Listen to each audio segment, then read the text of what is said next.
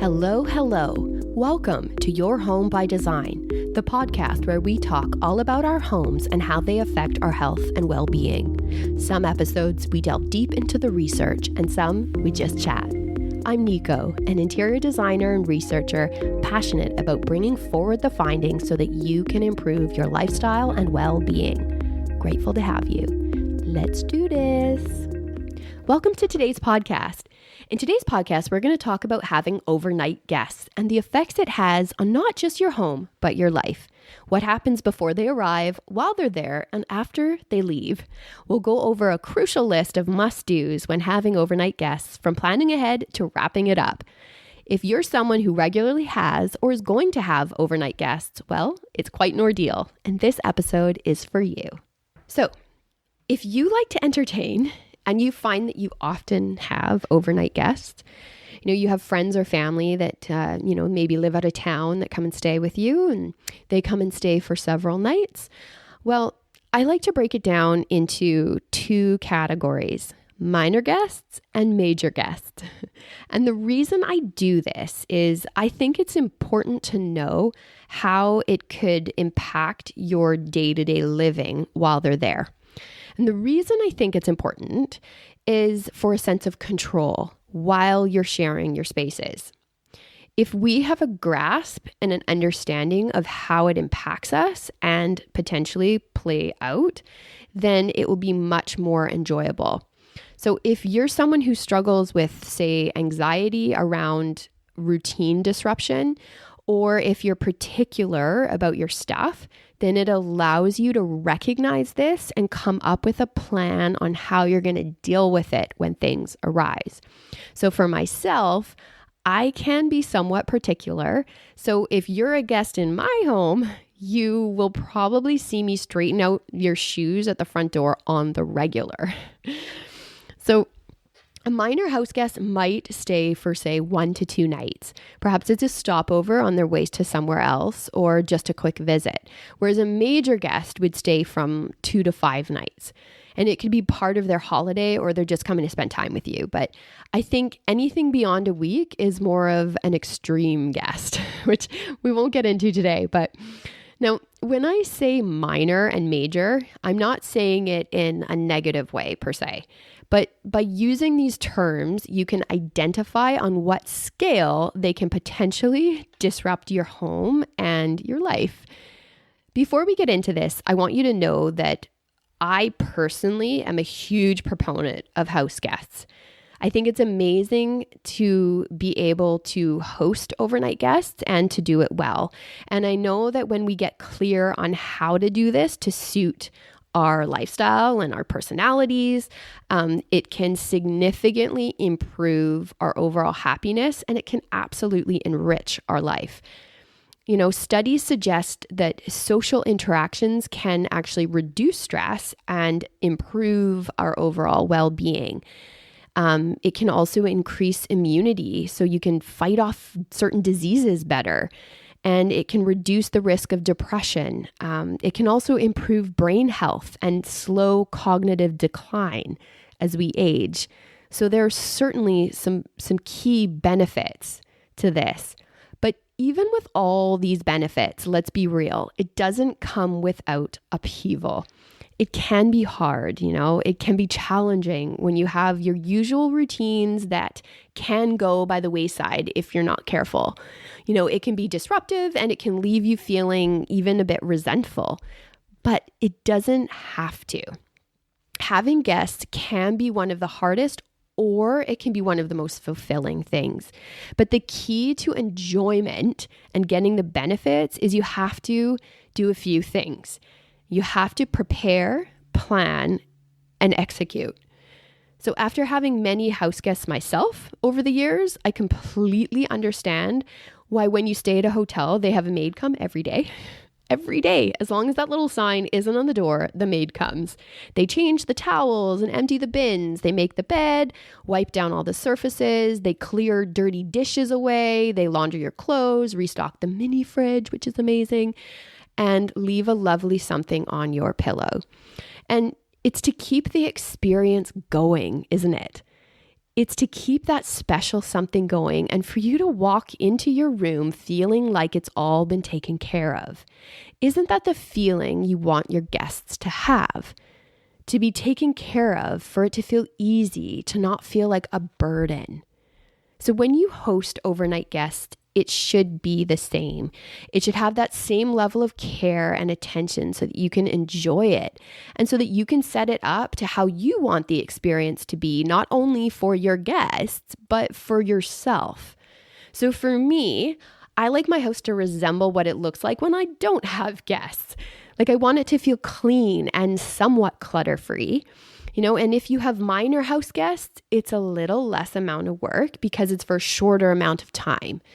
But here is 5 things I'm going to share that you need to do to become a pro at hosting minor and major house guests. And not only doing it well, but really enjoying it. Okay? So number 1, you should make a list of all your pain points. Like, just take a moment, whether you're journaling it or just writing it somewhere, just get it out. When you have guests, what bugs you or what might bug you? If you haven't had guests yet, think about the things that might irk you, and set some boundaries or just get familiar with those boundaries. Like, how many nights does it take before you get aggravated?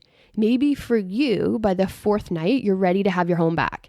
And if that's the case, how is everyone else in the house? Like if you have kids, how many nights can they handle? Their routine is going to go to the wayside. So you'll know if they can't even verbalize like, well, I think I only want 2 nights. Then, you've probably been able to pick up on when they reach their capacity and they need their space back, or your partner, have a chat so everyone can weigh in. And this should be a group decision because it impacts everyone. So set how many nights works for your family and just stick to it. And other boundaries could be your house rules, like no jumping on your furniture or shoes off in the house. If you have a shared bathroom with your guests, is there a designated spot for their towel or their toothbrush? Or would it bother you if you walked in and their towel was on your hook? Remember your boundaries. They may be different than others and they may be different from your guests. So don't assume they will just know without knowing. Okay, so number 2, you should do a thorough cleaning before they arrive. Like if you can and if you have time. This just sets the tone and sets the expectations for how you like your home to be kept. That being said, if you're someone who doesn't generally worry about having a clean home, it's best to assume your guests might. So if your sheets haven't been washed, well, that's one way to stop your guests from coming back. And if you care to make your guests feel welcome and you want to feel prepared, then do a thorough cleaning. If it's in the budget, have a cleaner come through or do the first clean and have the cleaner come through when they leave. Save that special thing for yourself. Like, okay, my house is empty. I'm now hiring somebody to clean it and get it back to sparkling or whatever. Number 3, meal planning, grocery shopping. Okay, the last thing anyone wants to be doing is spending the whole time in the kitchen or taking a million trips to the grocery store. So plan ahead. Put together a meal plan for each day your guests are with you. I personally like to do it for the day before and the day after they leave, just so that I have a plan and I don't have to worry about food right before they arrive or right after. It just makes just that transition much easier. So yeah, scribble it down, type it out, however you do it, just do it. Meal planning and grocery shopping ahead of time is key. It removes the guesswork and makes it all easier and much more enjoyable. Not to mention, you'll know how much it's going to cost. And I think it can be a big surprise. And where you can ask your guests for help with meal prep. If you want your guests to get in there and help you, then you have to delegate, because we all know that if they don't help, they will absolutely be standing over you, distracting you in the kitchen. That's just what we do. We gather in and around food. And I mean, it is amazing. And the kitchen is often the hub. So whether you like it or not, they will gather there. And a lot of people just love spending time preparing food in the kitchen. I love prepping with dinner guests. The music is on, the wine is poured. But if you're not good at delegating on the fly, then make sure your meal plan includes who can do what and the times things need to be done.